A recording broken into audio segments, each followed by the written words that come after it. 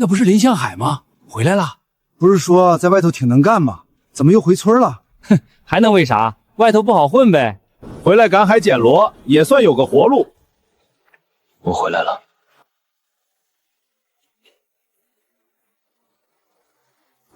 海不会给人活路，得自己找。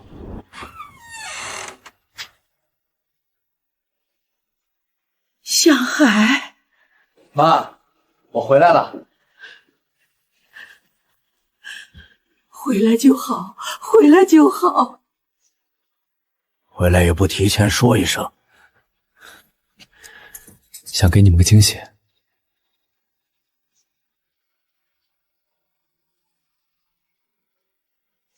他们瞒了我太多。你在外头辛苦，多吃点。我不缺这一口。向海，回来以后有什么打算？先把家里撑起来。村里能有什么活？码头那边工少，出海你妈不放心，镇上工钱又低。明天退潮，我先去赶海。赶海不是长久活，今天捡一点，明天捡一点，靠天吃饭。我知道，所以我不只看今天。没做出成绩前，说什么都是空话。向海，海边风大，别逞强，潮水上来就回来。放心。哟，向海哥，刚回来就赶海啊？退伍回来捡蛤蜊也算专业对口。那边老礁滩可别去啊，泥深石头滑，捡不到东西不说，回来还得洗半天裤腿。多谢提醒。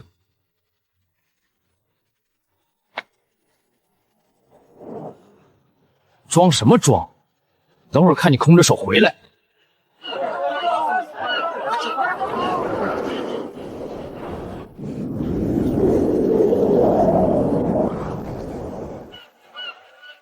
救人啊！救命！哥，他出不来了。别动！叔叔，我腿拔不出来。别怕，你现在越动，你越抓你。听我的，先把身子往后靠一点。你们别靠近泥沟，站远点，帮我看潮水。好。双手抱住，不要猛拉，我数1、2、3，你跟着往上用力。1、2、3，别站起来，慢慢往我这边爬。要跑！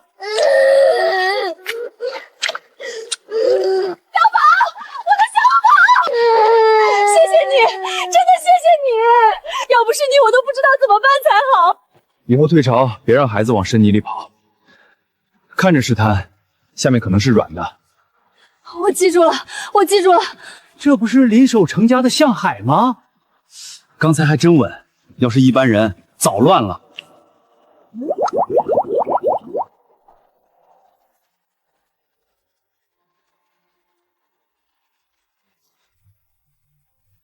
这里有东西。向海那边没啥好东西，都是泥。你要捡螺去东滩，人多安全。我去看看。刚回来别太拼，还不亏勤快人，但也不惯着粗心人。我记住了。没人来，才留得住东西。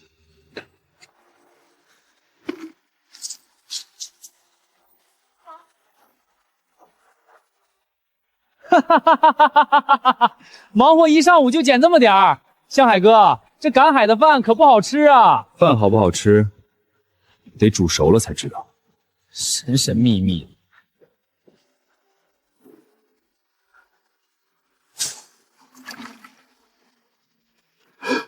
你在哪儿捡的？西边废礁滩，救孩子那片泥沟旁边。那片地方不好走，危险得很。我知道，这成色不错，但一处有不代表整片都有。你别急，先看潮、看泥、看水。赶海最忌一眼见钱就把后路挖断。我也是这么想的。这些能卖钱吗？如果真是一片窝，就不只是卖几斤钱的事儿。先吃饭，再大的事儿也得吃了饭先。西边滩出的，三叔看得出来。东滩的螺壳薄，颜色浅，你这个壳后肉沉，是胶缝里养出来的，蛤蜊也是沙泥混成的货。三叔，那片滩能不能养？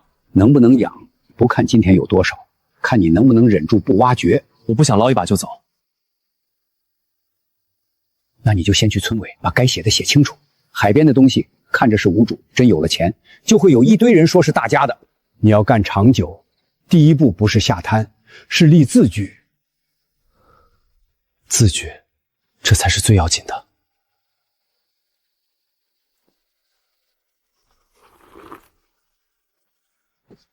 向海，有事儿？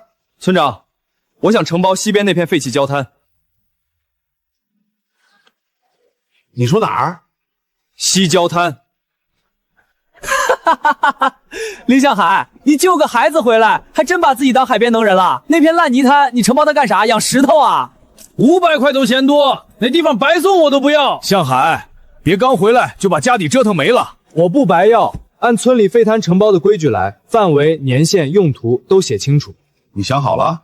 这不是闹着玩的，承包了亏了可别怪村里。想好了，叔，你就让他包呗。有人愿意花钱买烂泥，还替村里清麻烦，多好的事儿。那就按废弃滩图养护承包写，不能影响村民正常赶海，不能破坏海边环境，不能乱设障碍。承包范围以村委划线为准。可以。费用1年500，先签1年。要是做不下去，村里不退钱。向海哥，以后我们是不是得叫你西郊滩堂主啊？叫什么都行，只要别忘了，这地方从今天开始有人管了。林向海真把西边那片烂滩包下来了，500块呢，够买半袋米1桶油了，偏偏拿去买泥。唉，年轻人就是心气儿高，等他在那片滩上摔几个跟头，就知道海边的钱不好挣了。哟，摊主来了！向海哥，等你挖出金螺了，可别忘了请我们吃饭。等真有了再说，话不用多说，货会替我说话。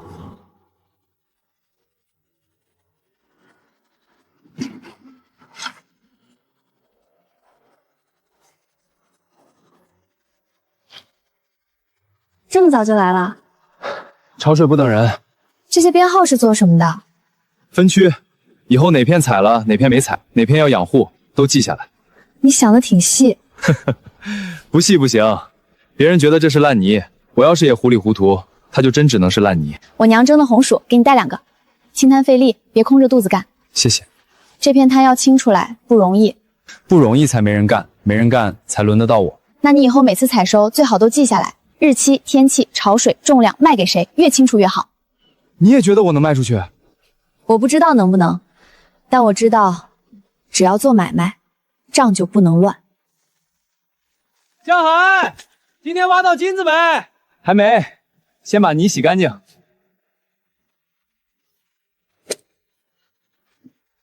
三叔，够沉。三叔，这片货能出吗？沙不死，泥不臭，水走得活，能出。不过你记住，能出不代表能乱出。这片滩以前没人管，才养住了东西。现在你管了，就得比没人管的时候更小心。我知道，小的我都放回去了。你能忍住，就有路。你爹年轻时候要有你这股细劲儿，也不至于吃那么大亏。那我替他把亏少吃一点。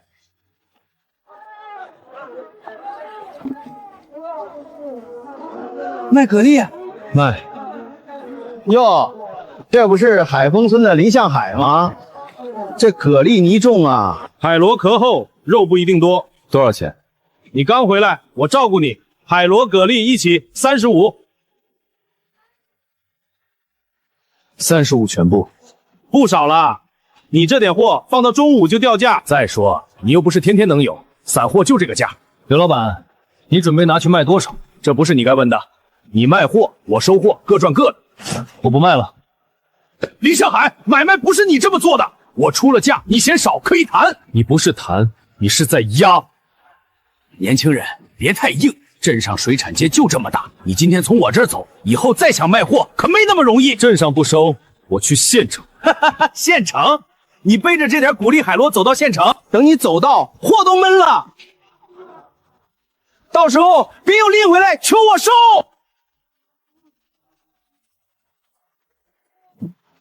还活着，就还有希望。干什么的？卖海货，散货不收，去市场。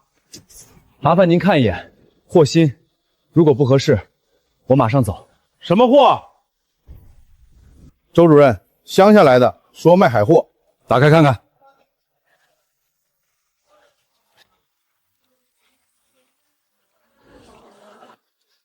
哪来的？海丰村西郊滩合法承包养护区出的货。这是承包协议复印件。懂点规矩。取一盆蛤蜊试水，海螺挑几只看活性。周主任，蛤蜊吐水特别干净，肉也肥，海螺也鲜。这批货我收了，蛤蜊按3块2一斤，海螺4块5一斤，总共164块4，给你凑个整，170。可以，但我想要一张收货图。你还知道要单子啊？第一次做买卖，账得清楚。哈哈哈哈，不错，叫什么名字？林向海。林向海。以后还有吗？有，但不一定每天有。我要养护，不会挖掘。好，海货最怕只顾眼前，下次有同样成色的直接送来，价格按货定，不压你。谢谢周主任。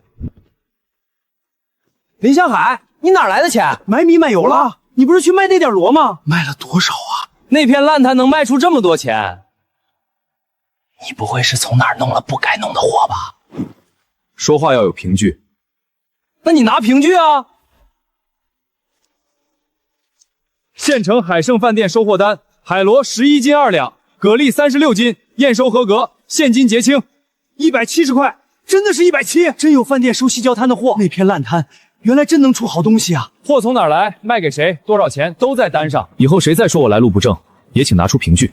一上午卖170，比我干3天活都多。早知道那片摊能出这么好的货，我当初也包了。人家向海有脑子，知道分区养护，换你去，早挖掘了。哪有什么走运，不过是别人嫌脏嫌累的活，我干了。别人看不起的地方，我多看了一眼。怎么还买肉了？家里有咸菜。以后药别省。真卖出去了？只是第一批。向海，第一批卖出去不算赢，能稳住才算本事。我知道，从今天起每一笔都记清楚。向海，起这么早啊？潮水早，得早点去。听说你昨天去县城，把海螺和蛤蜊卖给大饭店了。卖了。真给了170？170是整批货的钱，斤数、品相、活性都算在里面，不是随便捡一桶就能卖这个价。那也是本事。我们以前赶海货都卖给刘三彪，他说多少就是多少。你这回算是给咱村人长脸了。向海，那西郊滩真有那么多海螺蛤蜊？有，但不是随便拿。那片滩我已经承包，村委有协议，我不是不让大家赶海，但承包养护区里的货要按规矩来。你别误会，我们就是问问，对，就是好奇问问。真正的麻烦才刚开始。向海哥，今天又去县城发财啊？以后可不能叫向海了，得叫林老板。老板谈不上，就是赶海。那你这西郊滩一天能出多少货？看潮，看天，也看怎么养。养海边的东西还用你养？不就是怕别人知道哪儿有货？不挖小的，不动恢复区，不把滩翻坏，就是养。说的好听，还真把自己当能人了，不就是走了一回运吗？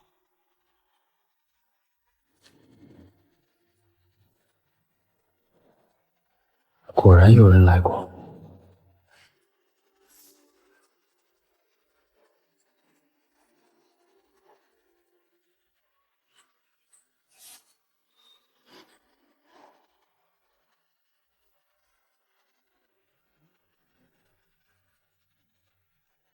规矩要立，但人不能推到对面。我听说你今天没去县城，货少，先暂养，明天凑够再送。你以后最好把暂养也记上，什么时候采的，什么时候入缸，什么时候出货，中间有没有损耗。林老师，你这是要把我当学生管？你要是真想把这事做成，就得比学生还认真。谢谢你。别光谢，先把今天的补上。有人去动你的木桩了，应该是试探。要不要跟村长说一声？现在说没证据也没结果，先记下来，再有下一次就不是空口说了。你比我想的稳。我不是稳，我是知道吵没用。我爸以前就是吃了太多冲动的亏。我听说木桩被动了，只是试探，没动货。这才刚开始就有人坐不住了，你别太大方。有些人不是想跟你一起干，是想摸清你的底。我知道，所以我才立区记账留记录。海边人认2样东西，一是现钱，二是公道。你只顾自己，他们会眼红；你一时就放开，他们会把你的摊翻乱。中间这条线，你得自己拿稳。向海哥，你这牌子写的挺像回事儿啊。看见就好。这边真都算你管？承包协议范围内是我养护。哼，那村里人以后不能赶海了？村里人当然能赶海，公共浅滩照旧，承包养护区不随意翻动。以后如果一起做，我会拿出规矩，大家一起商量。规矩都是你定？不是我一个人定，可以找村委，可以让大家看，但在那之前不能乱来。我就看看谁稀罕这点蛤蜊。向海，有人盯上了。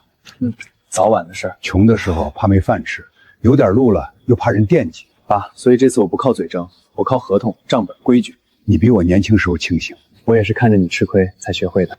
向海又不在镇上卖，县城有单，饭店能天天收你，散户货没那么稳，所以我要把货做稳。年轻人，生意不是有好货就行，路子太直容易蹦墙，路直一点也好走。敢绕开我，我看你能得意多久。这批比上次还稳，这是采收记录，区域、时间、斤数都有。你还真做了这么详细的记录，想长期供就得有记录。不错，饭店最怕今天好明天差，你要是能保持这个品相，以后可以谈固定供货。我现在量还不大，不能乱承诺。哈哈哈，能说这话，说明你不是只想赚一回钱。这样，下次你再送货，我给你一份供货要求，咱们先试半个月。可以。看还能藏多久？他们以为我藏的是海螺和蛤蜊，我就是这还能藏多久？其实我真正要守住的是规矩。只要规矩立住了，西郊滩才不是一片会被抢光的泥，而是一条能走长的路。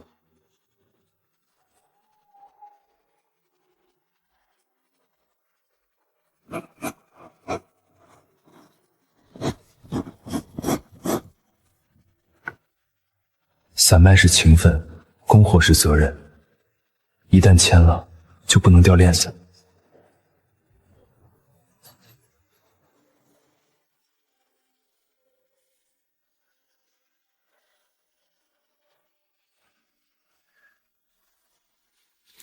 县城那边有话啦。三叔怎么知道？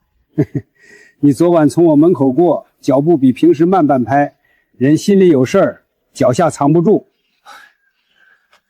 周主任说可以试半个月固定供货，我还没答应。没被钱冲昏头就好。海边买卖有3怕：一怕贪，见货就挖到断根；二怕满，话说太满兑现不了；三怕急，别人一给价就把明年的路卖了。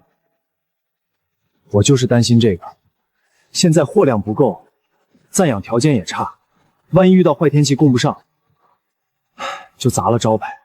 要签可以，但第一份要求绝对不能写死，天气、潮水、货量都得留余地，宁肯少赚点儿，也不能把自己逼到绝路。我明白。改变命运。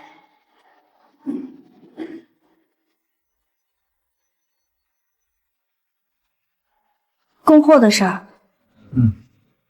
周主任说要给一份供货要求，我想请你帮我看看字，别留下什么漏洞。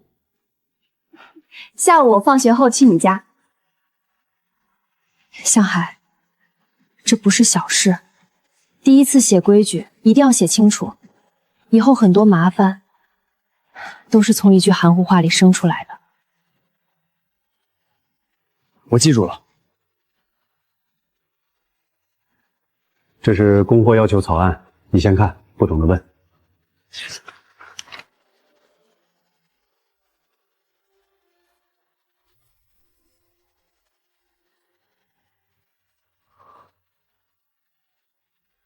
有问题？有。每3日一次可以试，但这个最低量，我现在不能保证。你怕做不到？对，我不想为了凑数把小卡利也挖了，也不想遇到坏天气硬把死货送来，可以改成尽量保证每3日供货一次，具体货量以当日成熟采收和暂养情况为准。遇到大潮、暴雨、滩涂养护期，可以提前说明，不算违约。小子胆子不小，还敢挑周主任的字儿。让他说。还有这句，价格按当日市场价，由饭店定也不合适。不是不信饭店，是怕以后说不清，可以改成参考当日县城鲜活海货行情，双方验货后当面确认价格。谁教你的这些？吃亏的人教的。我爸以前卖货，就是因为没写清楚，被人坑了好多次。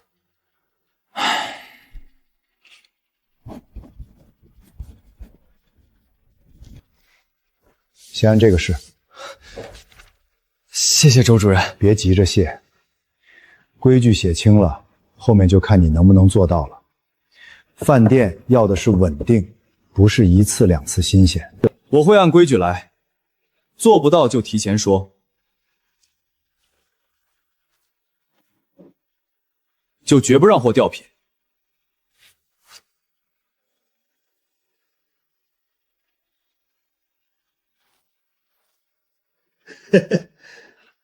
向海回来了，村长有事儿。听说你跟县城饭店谈上长期供货了，这是好事儿啊！你是海丰村的人，做成了也是村里的脸面。谢谢村长，村里当初愿意把废滩承包给我，我记着。不过这西郊滩毕竟靠着村里的海边，你现在做起来了，村里也得帮你管管，免得以后乱。小虎这孩子平时是毛骚了点，但跑腿搬货还是能干的。你要是缺人，可以让他过去帮忙。缺人时我会招，但现在滩涂刚清出来，还在养护阶段，用不上太多人。以后要是收村里人的货，我会定规矩，当面称，当面结，谁愿意按规矩来，都能谈。哼，一个人做不长，村里人能帮你是好事儿。别把路走得太毒。我不会毒，但也不会乱。哎，村长这是想让小虎进来分一杯羹。那会不会得罪他呀？如果一开始怕得罪人，后面就守不住规矩。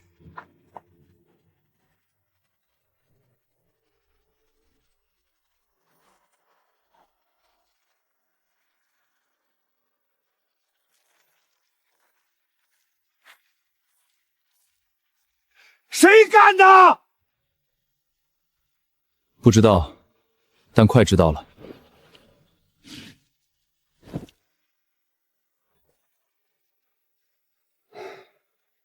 光写牌子不一定管用，所以还要留记录。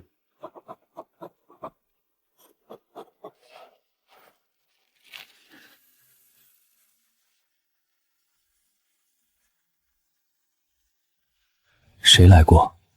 什么时候来过？脚印会说话。我就说那片烂泥滩不靠谱。刘三彪在镇上都说了，西郊滩以前是废滩，泥水脏得很，养出来的东西根本不能吃。县城饭店是没查清楚，等查清楚了，肯定不要他的货。这话也不是没道理啊，那地方以前确实没人去，要是饭店真不要了，向海那货不就砸手里了？向海哥，刘三彪说你的货不干净呢，你不去跟大家解释解释？解释给谁听？当然给大家听啊。那就明晚7点村口大槐树下开个说明会，村长在，齐三叔在，愿意听的人都来。我把承包协议、采柴记录、饭店收货单都拿出来，谁有疑问，当面问。开就开呗，谁怕谁？另外，我后天会把货样送到镇上做水质和食品安全检测，检测结果出来也会贴在村委墙上给大家看。还能检测啊？当然能。现在做生意不能光靠嘴，检测报告、账本、单据，这些才是真凭实据。如果林向海的货有问题，检测会说明；如果没问题，那以后谁再乱说，就不是好心提醒，是故意坏人买卖，是要负责任的。我去。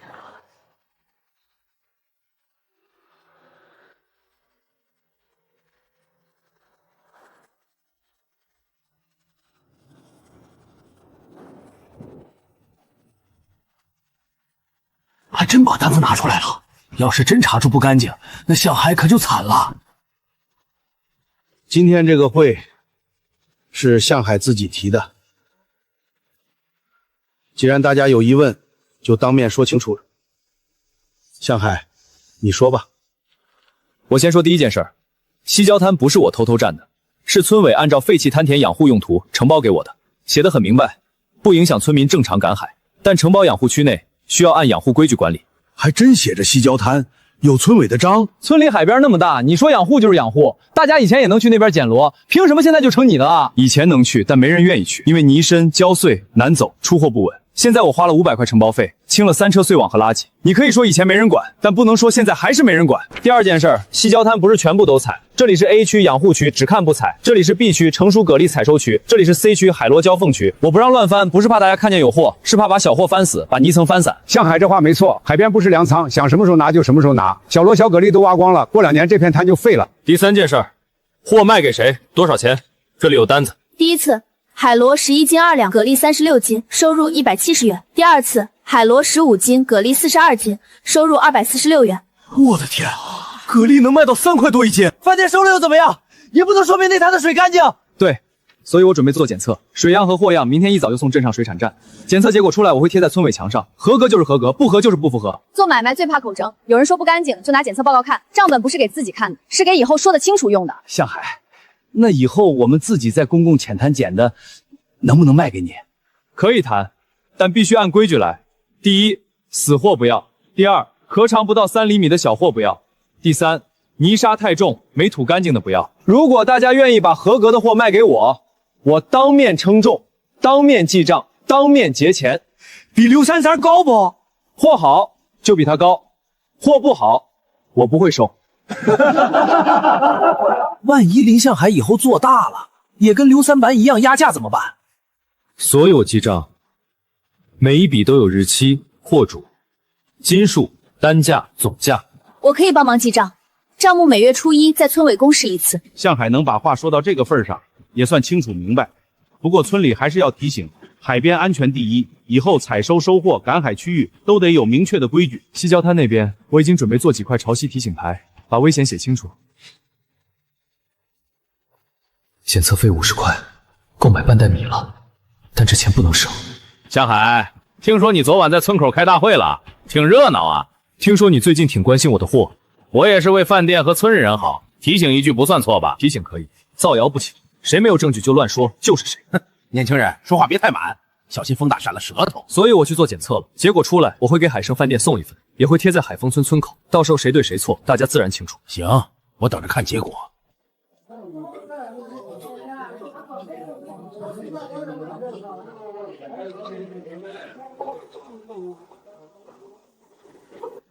你这小的太多了，挑出来放海里去。刘长顺，蛤蜊24斤3两，1级货，单价3块。当面结清，你点点。我赶海这么多年，第一次觉得自己这桶货卖明白了。今天一共收了112斤，合格货87斤。就是你家这2个水缸不够用了，再收2天就装不下了。旧码头边那排破棚子，我看了好几次了，能做分拣和暂养。旧码头是村里的地，要想用得跟村长说。这条路真的开始有人跟着走了。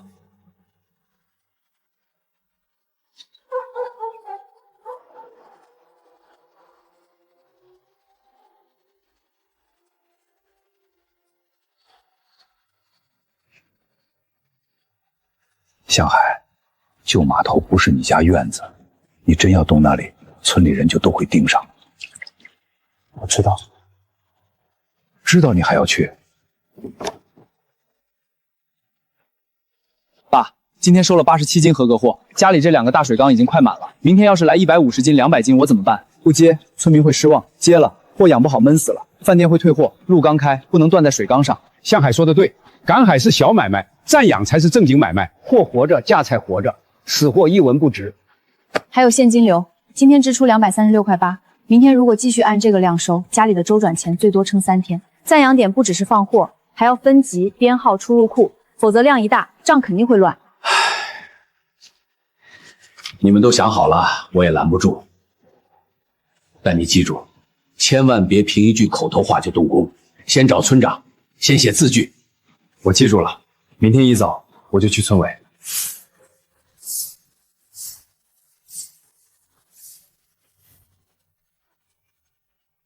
这么早？村长，我想跟村里申请使用旧码头边那排废棚子做海货暂养和分拣点。旧码头，那地方都荒了5、6年了，屋顶都塌了一半。对，但那边靠水，离西郊滩近，取水方便。棚子虽然破，但主体还在，修一修就能用。向海，你现在摊子越做越大了啊！不是摊子大，是家里真的放不下了。村民愿意把合格海硕送来，我总得有地方暂养，否则在今天答应收，明天养坏了，亏的是大家的钱。哎，这图谁画的？挺细。林月梅帮忙整理的。棚子是村里的旧集体房，荒着也是荒着。你要用不是不行，但不能说给你就给你。我不白用，可以签正式的使用协议，租金按村里废旧房使用标准交，1年1付，维修费用我先出，列明细，用途只写海货分拣暂养登记，不做别的。村里可以随时监督安全和卫生。你都想好了？不想清楚，我不敢开口。这事我一个人不能定。今晚7点开个村民代表小会，你把想法当面跟大家说。可以。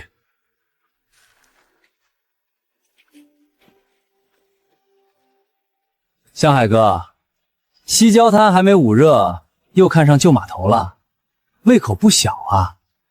旧码头荒着也是荒着，你现在收货卖饭店又要码头，是不是再过几天整个海丰村的海边都得归你管？不是归我管，是按规矩用，规矩规矩。你现在开口闭口都是规矩，以前怎么没这么多规矩？因为以前没规矩，谁嗓门大谁占便宜，有了规矩，谁货好谁挣钱。刘长顺蛤蜊31斤2两，1级货，单价3块，总计93.6块。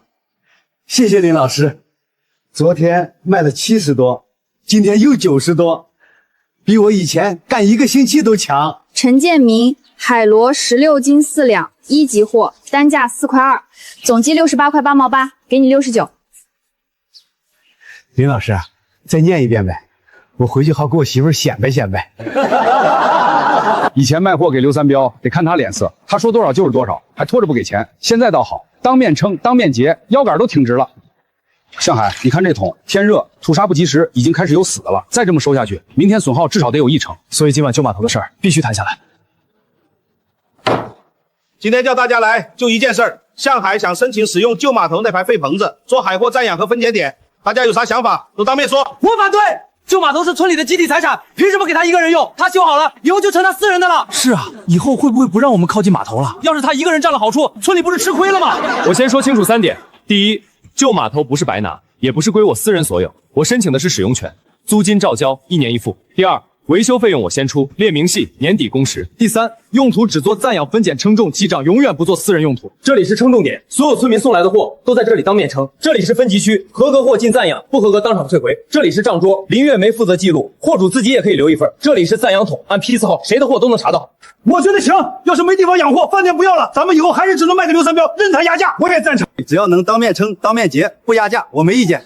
向海，租金和期限你怎么想？先签1年，租金按村里废旧房使用标准，每年200块，维修投入列明细，年底公示。只要我按协议用途使用，村里不能随意收回。如果我违约，村里随时可以收回，维修投入我1分不要。这个要求不算过分，协议嘛，就得双方都守规矩。这是我提前拟好的草案，大家可以看，上面写明了租金、用途、安全责任、卫生要求、账目公开和村委监督条款。有不合适的地方，我们可以当场改。细点好，出了以后扯皮。以前村里多少事儿都是因为没写清楚。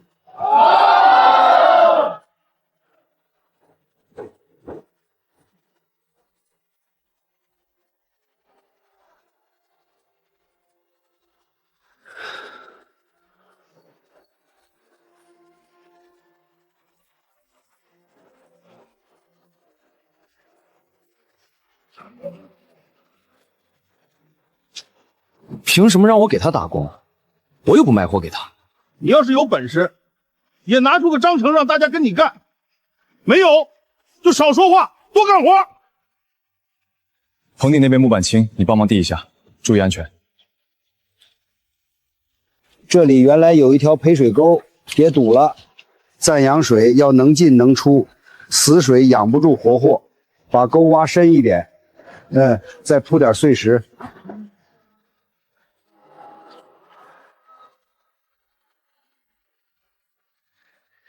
字是丑了点儿，没关系，字丑点儿，规矩清楚就行。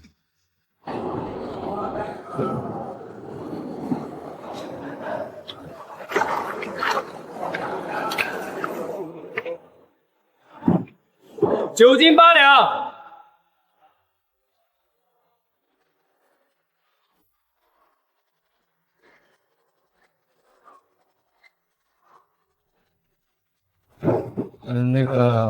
我这样干一天有工钱吗？有，1天30块，按天计。迟到早退扣5块，损坏货补照价赔偿。真给？正经干活当然给，晚上跟账一起结。每筐的编号我都写在出货页了，周主任验收后让他在后面签个字。辛苦了，这才像真正的生意。真正的生意不是我一个人背桶走10几里路，而是让每一筐货都有来处、有标准、有账目、有去处，这样路才不会断。亮一下就起来了。村里合格货开始集中收了，每筐都有货主、斤数和等级。不错，蛤蜊吐沙特别干净，海螺活性也好，比以前的散货整齐多了。林向海，你这就不只是赶海了，所以更不能乱。好，试供继续，只要品质能保持这个水平，后面我们可以谈固定长期合同，量还能再加大。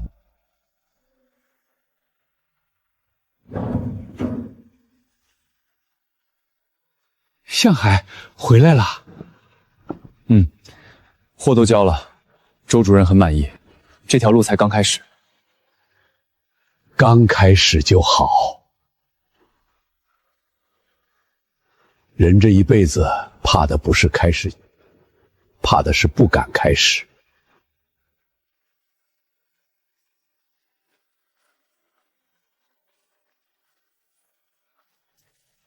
回来了，检测结果出来了。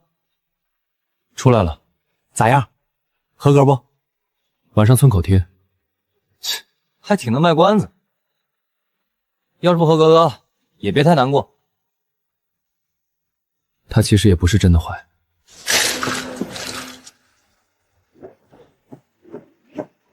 你先看。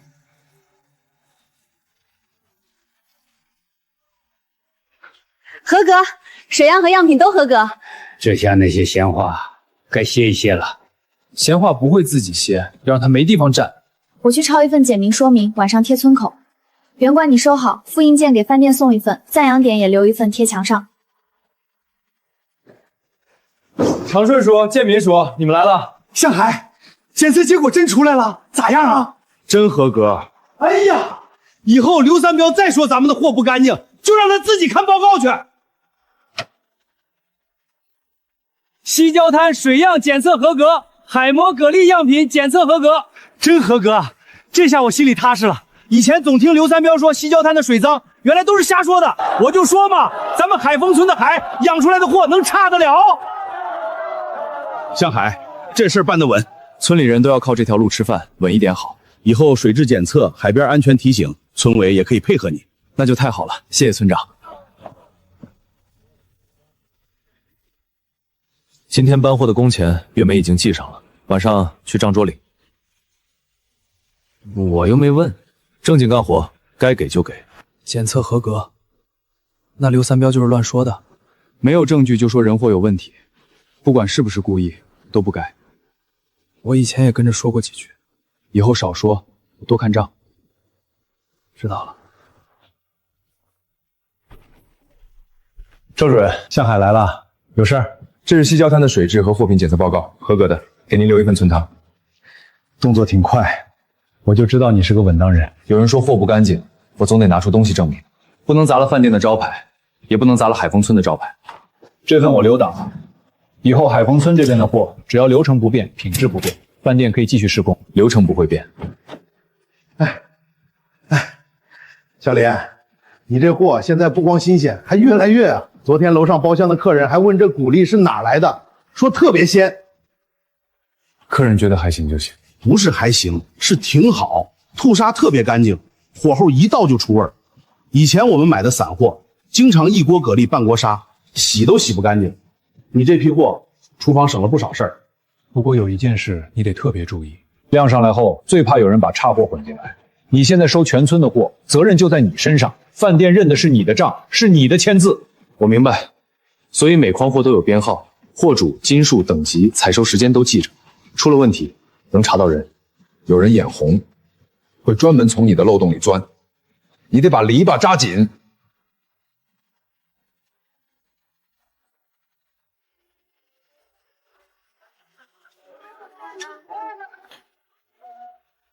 听说检测过了？过了。那挺好，省得别人说闲话。是啊，以后说话都方便些，有报告，有账本，有收货单，谁有疑问都可以拿出来看。林向海，你们村现在真的是当面称当面结，不拖账，合格货当面结。难怪最近海丰村的货都不来镇上了。要是我也愿意卖给出价高还现结的。我先走了。生意做得太死，未必走得远；生意做得太弯，迟早绕回来。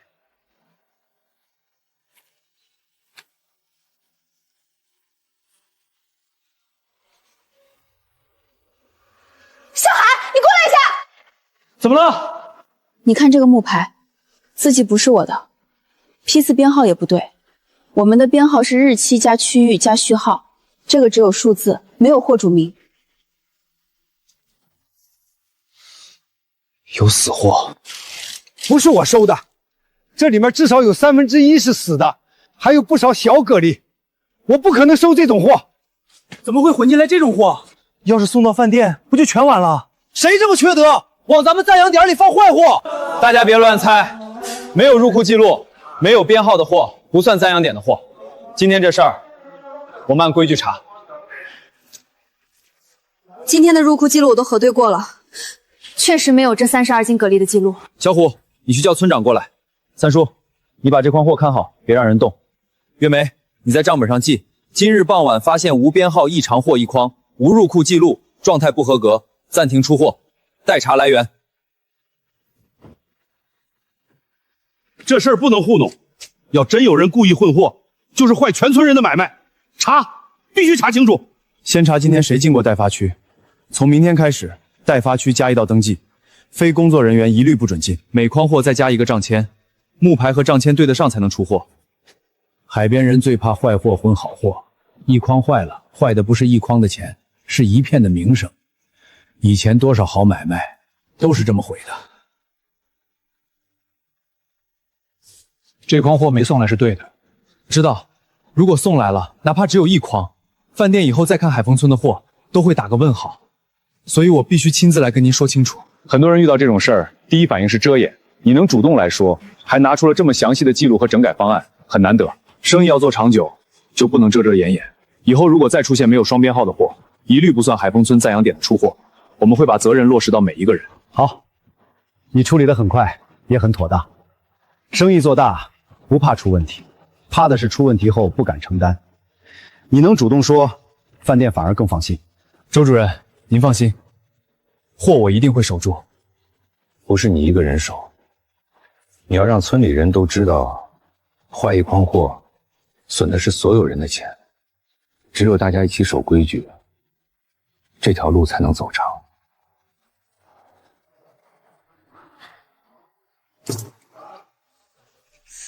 向海，我这筐编号写了吗？写了，必须37号。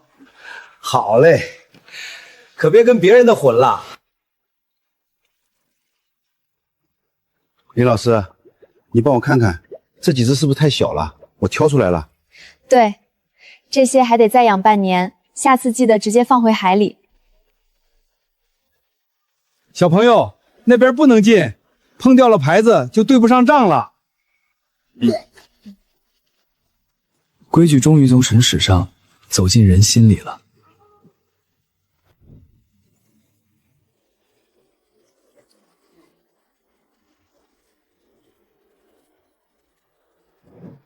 风不太对，三叔要变天，不是普通小雨，潮水顶得快，风又压着走。今晚到明天可能有大潮加暴雨。今天下午暂停收新货，已经在路上的呢。送到的鲜芋合格货优先出库，状态一般的不入暂养，退回或者建议自留。下午开始只出不进，这样稳。海边吃饭最怕不信天，宁可少赚一天，不可乱盛一碗。向海，我这货刚赶出来，怎么就暂停收了？我跑了半天天才捡这么多。先让三叔验货。货不错，都是成熟的。你这批合格，可以收。但今天下午以后，真的不能再进了。大潮要来，暂养点承压，硬收只会把货养坏。真有那么严重？我在海边活了一辈子，这点眼力还是有的。蛤蜊186斤，海螺72斤。1级货优先送县城饭店，2级货可以转给镇上的王记和李记熟食铺。状态一般的能退就退，不能退的单独标明。还有，把损耗责任写清楚，已经入库登记的是暂养点责任，还没入库的不能混进来，写个公告贴出去。要是真损了咋算啊？账上都有，怕啥？向海前面啥时候糊弄过咱？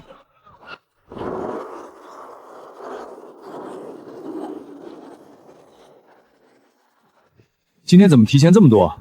海上风向不对，今晚可能有大潮。我先把状态最好的货送来，后面2天供货可能要调整。提前说比临时断货强。货没问题，还是那么新鲜。天气不好，别硬撑订单。饭店能调菜单，信誉调不了。你把坏货拦在自己手里，比硬送一批差货更重要。我也是这么想的。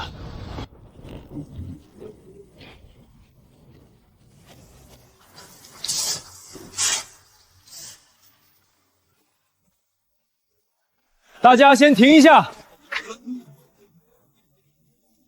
第一批1级货已经送出，饭店验收合格，货款结清了。剩下的货今晚我们分3步处理。第一，暂养桶全部往高处移，离码头边3尺以上。第二，排水沟必须通，不能积水，三叔负责。第三，空筐、麻绳、木牌全部收进棚内，编号牌不能乱。小虎，你带2个人负责。行。林老师，2号带发光的牌子刚才谁拿了？在你左手边第3个空筐上。果然在。这玩意儿比搬货还费脑子。货靠手搬，生意靠脑子手。水快进来了，要不要把货全搬回村里？这么多桶来得及吗？暂时不用全车，高处能保，低下不能留。再往上挪2排，照三叔说的做，先挪蛤蜊，再挪海螺，不要抢，不要乱，按编号来。大家歇会儿，喝点热姜球暖暖身子。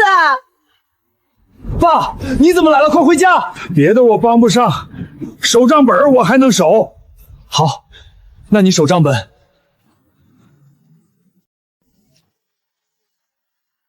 已入库受损蛤蜊26斤，海螺9斤。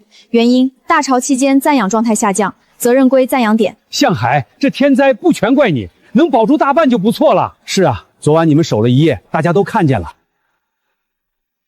规矩是我定的，入库后由暂养点管理，损耗就按入库价赔。这笔不小。不赔，信誉更贵。刘长顺家受损蛤蜊12斤，单价3块，共计36元。陈建民家受损海螺4斤，单价4块2，共计16块8。何春生家受损蛤蜊14斤，单价3块，共计42元。向海真不用全赔，你愿意体谅是情分，我按账赔是规矩。以前跟别人做买卖，坏了都是我们的，现在你连大潮损耗都认账。这不是傻，是立信用。向海，这次你做得稳。村里以前怕你一个人把海边生意攥住，现在看来是我们想窄了。村长，暂养点要走长，离不开村里。以后安全提醒、潮汐广播、老人孩子避险，还得村委出面。村委配合，以后海边的安全告示、通道维护我来安排。向海，这牌子我找着了，昨晚差点冲进沟里，幸好编号还看得清。对上了，太好了！昨晚干得不错，工钱照记，另加半天雨夜补贴。我也没干啥，你昨晚护木牌比护自己鞋还认真。我就是觉得牌子乱了，账就乱了。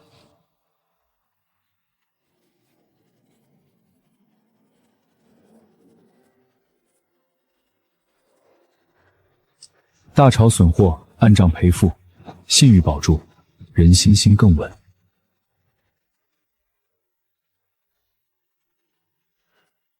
大潮冲过，没坏根，说明这片天坛养得住。但以后不能只靠我一个人看着。你想把合作章程定下来？赞扬点能撑一时，撑不了长久。人越来越多，货越来越多，要是没有正式规矩，迟早出乱子。现在是时候了，风雨那一晚，大家都看见了，你不是只会收钱。单是这2个字看着轻，压在肩上其实很重，但这条路我必须带着大家一起走下去。你先看，有些地方我写的比较细，可能有人嫌麻烦。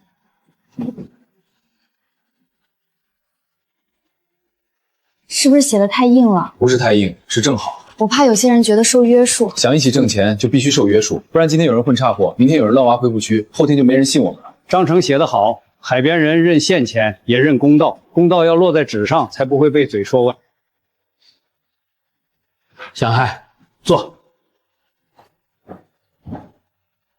村长，我想成立海丰生态赶海合作小组，先不搞大架子，先把规矩定下来，村委可以监督。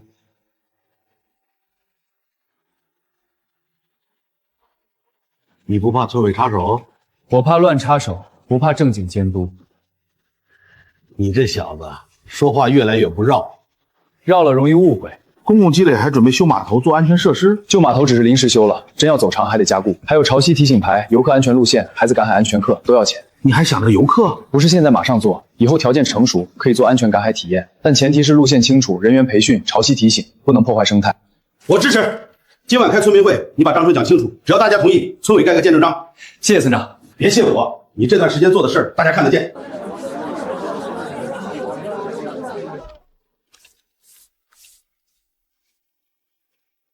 今天叫大家来，不是说我一个人的事，是说海丰村以后这条海货路怎么走。以前大家赶海各卖各的，价钱别人说了算，斤数别人说了算，钱什么时候给也别人说了算。现在我们有赞扬点，有饭店订单，有检测报告，也有自己的账本，但这些还不够。人多了，货多了，如果没有规矩，好货会被差货拖累，守规矩的人会被不守规矩的人拖累，最后路又会回到以前那样。这话对，所以我提议成立海丰生态赶海合作小组，自愿加入，愿意按规矩来就一起做，不愿意也不勉强。加入以后，货是不是只能卖给赞扬点？不是强买强卖，你愿意卖给谁是你的自由。但如果要走合作小组的统一检测、统一赞扬、统一饭店供货，就必须按章程。公共积累是啥？是不是扣我们的钱？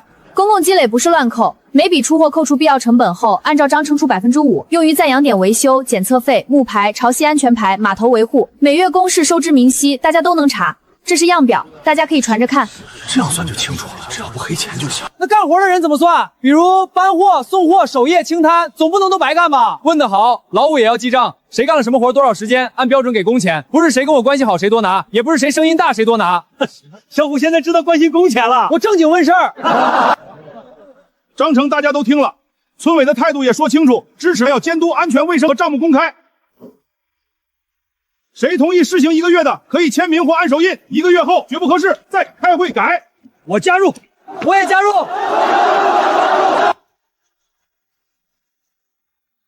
这不是一张普通的纸，这是海丰村第一次用自己的规矩去守一条自己的生意路。现在分工，齐三叔负责潮汐和养护指导，林月梅负责总账和公示，刘长顺、陈建民带采收队，赵小虎暂时负责搬运和木牌编号，表现合格后再参与运输。村委负责安全提醒和与镇上对接，我负责销售、饭店沟通、质量总把关。大家有意见吗？没意见。林向海，以前我说你那些话不太好听，我不是跟你赔什么大脸。我就是觉得现在大家一起干了，我以后少说那些没用的。少说没用的，多做有用的。香，向海，村里好久没这么齐心过了。还不算齐心，只是刚开始愿意往一处看。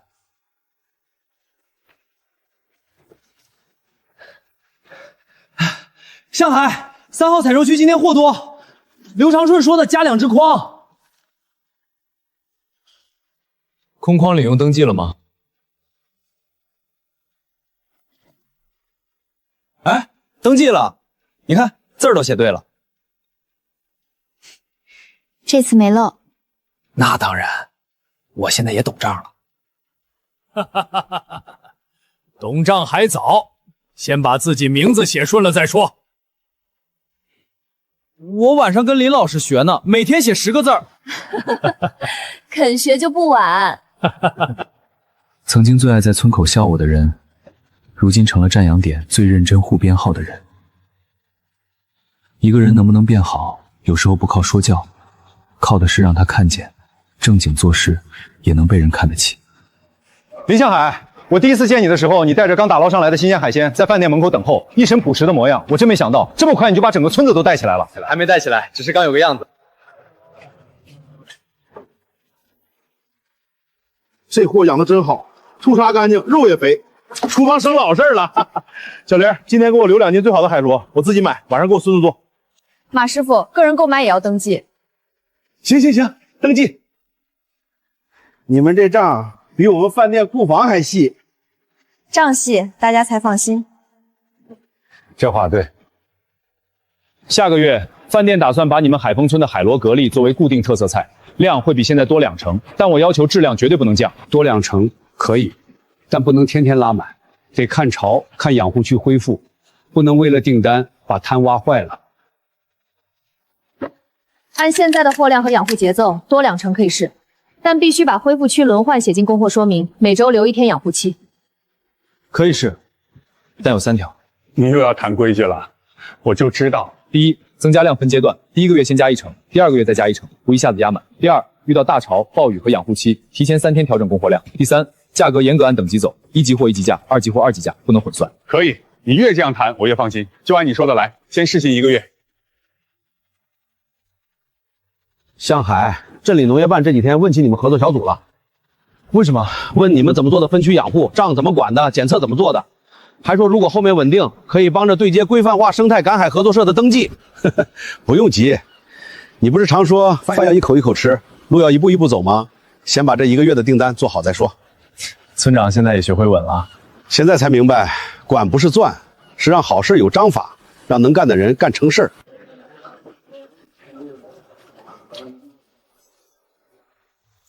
刘三彪，你来干啥？这里不欢迎你。我找林向海。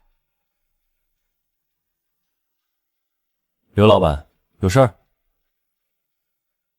镇上有2家小饭馆想要你们的2级货，他们量小，你们送不划算，我可以做中间配送，赚点跑腿费。你以前压我们价，还欠我们钱，现在又想来拿货，没门儿！就是，还欠我8块6呢，都快半年了。旧账我这几天在清，欠谁多少，按以前记得来，1分不少。我知道以前做的不漂亮，但现在镇上货源少，我也得换个做法，不然我这摊位也撑不下去了。我就知道，你还是规矩。第一，3天之内把所有欠村民的旧账全部结清。第二，从合作小组拿货必须按等级定价，当天结款，不拖账。第三，对外只能卖2级货，不能冒用1级货的名义，不能砸海丰村的牌子，违反任何一条，立刻终止合作。行，我答应。向海，就这么让他进来，太便宜他了。不是让他进来，是让他按我们的规矩做一条配送路。以前他压价是因为我们没路，现在路再按规矩来，谁就能合作，谁不按规矩随时停。这才是做长久买卖的样子，不靠怄气，也不靠翻旧账过日子。真正的赢不是让谁难看，是让旧路也必须按新规矩走。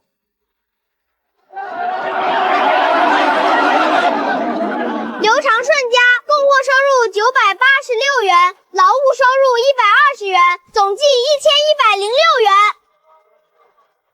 我赶海这么多年，第一次一个月算出这么清楚的账。以前卖货稀里糊涂的，不知道自己赚了多少，也不知道被人坑了多少。陈建明家供货收入872元，劳务收入95元，总计967元。我媳妇儿说，以后让我少打牌，多赶海，赶海真能见钱。赶海也要按分区来，不能乱挖，小货不拿，恢复区不动。知道，我都记在本子上了。我娘说家里屋顶漏雨好久了，正好用这钱修一下。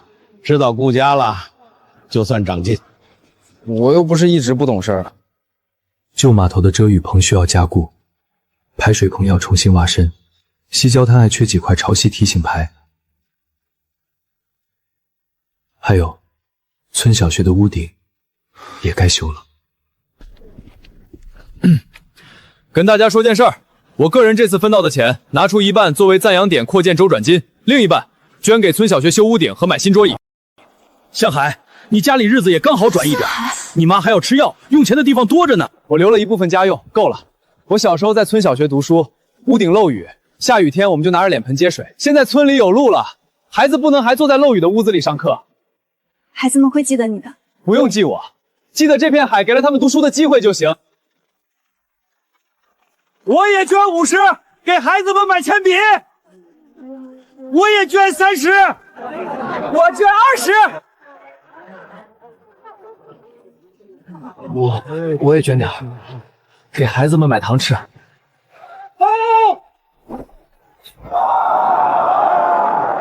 当初谁能想到西边那片没人要的烂泥滩能变成今天这样？当初我们还笑向海花500块买烂泥呢，现在想想真是瞎了眼。我笑得最大声。我以前眼窄，嘴也快，现在我知道了，有些路不是看一眼就能看明白的。知道就行，以后运输队归你管试试，油钱、修车钱、工时都得记清楚，错一笔扣工钱。真的？先试用3个月，我肯定记清楚，绝对不会错。